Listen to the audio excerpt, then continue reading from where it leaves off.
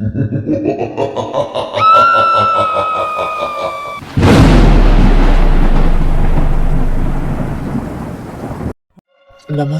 दोस्तों, आपका स्वागत है हमारे चैनल हॉरर हाउस में।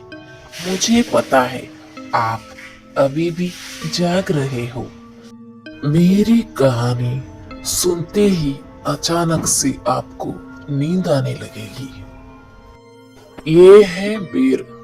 बेर तो आप जानते ही होंगे, आपको बहुत पसंद होते हैं। हर इंसान को पसंद होते हैं। साल में एक बार ही मिलते हैं, खट्टे मीठे ऐसे कुछ। तो इसी बेर के बारे में आज की कहानी है। तो चलिए कहानी सुनाते हैं आपको। अगर आप 12 साल की उम्र से भी कम है तो प्लीज इस वीडियो को मत देखना, ये हमारी रिक्वेस्ट है। तो एनीवे, कहानी की शुरुआत करते हैं। एक गांव में पति पत्नी का एक जोड़ा रहता था। उनका एक सुंदर सा खेत भी था। पति का नाम था रमेश और पत्नी का नाम था लावण्या। इनके खेत की देखभाल ये दोनों ही करते थे। रमेश रोज रात पे खेत में रुक जाता था, वहीं पर वो रात गुजारता था। क्योंकि उनकी फसल तैयार हो चुकी थी और जानवरों का खतरा भी था, इसलिए रात के समय रमेश खेत में ही रुक जाता था और उसकी पत्नी गांव के घर में रहती थी। घर पर वो अकेली रहती थी, उसके साथ कोई नहीं रहता था। जो भी बड़े बुजुर्ग होते थे, उनके माँ बाप या रमेश के माँ बाप जो भी है, पड़ोस के गांव में रहते थे। हर रोज शाम के समय लावण्या अपने पति के लिए भोजन लेकर खेत जाती थी। खेत पहुंचकर थोड़ी देर अपने पति से बातें कर लेती थी। उसके बाद भोजन खिलाकर वहां से घर के लिए निकलती है। जब भी वो घर के लिए निकलती है तब थोड़ा सा अंधेरा होता है। इस वजह से उसे डर लगता है। डर लगने की और एक वजह है, उसे हमेशा लगता था कोई उसे आवाज दे रहा है, उसका नाम पुकार रहा है उस सुनसान सड़क पर। इसलिए वो बिना पीछे मुड़ के अपने घर की ओर चलती और जल्दी से घर पहुंचकर घर का दरवाजा बंद कर लेती। इस चीज से वो बहुत तंग आ चुकी थी और उसने डिसाइड कर लिया कि आज मैं अपने पति से इस बारे में बात करूंगी। इसलिए वो जल्दी जल्दी घर से निकल गई अपने पति के लिए भोजन देने के लिए।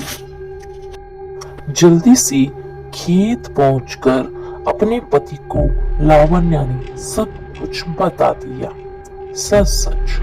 ये सब सुन के उसका पति बड़ा हैरान हुआ और जोर से हंसने लगा।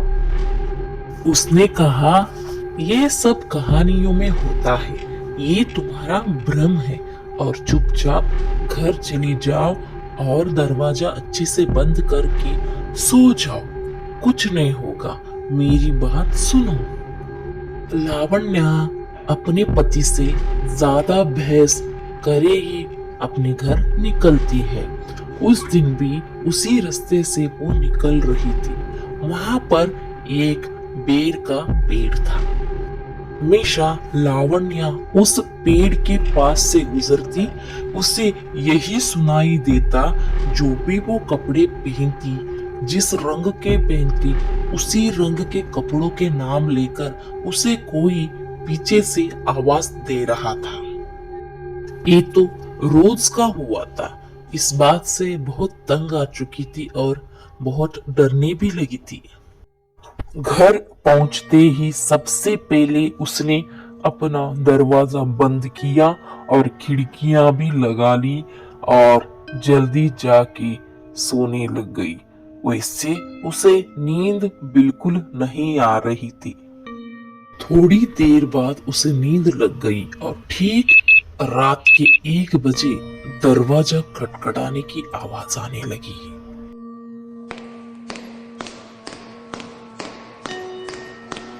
अचानक से लावण्या की नींद खुल गई।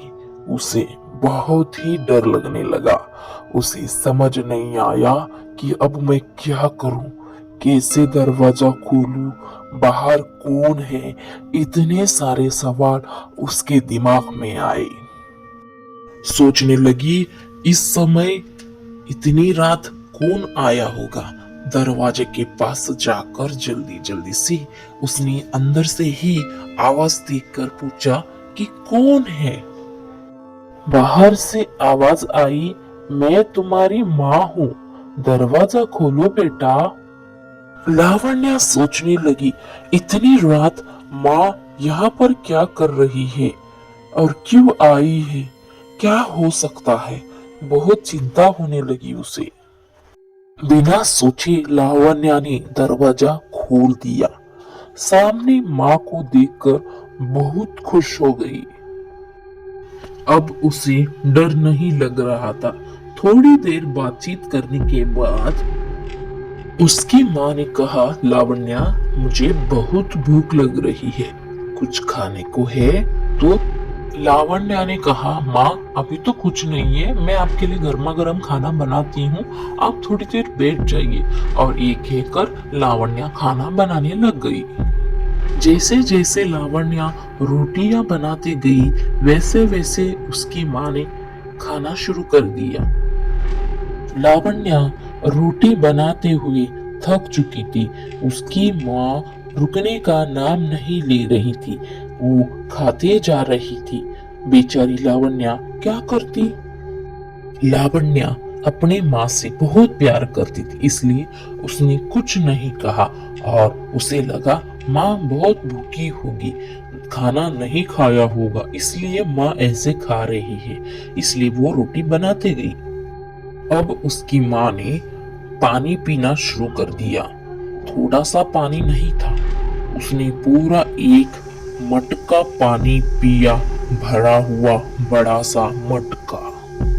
ये सब देखकर लावण्या बहुत हैरान हो गई और थोड़ा सा घबराई हुई थी।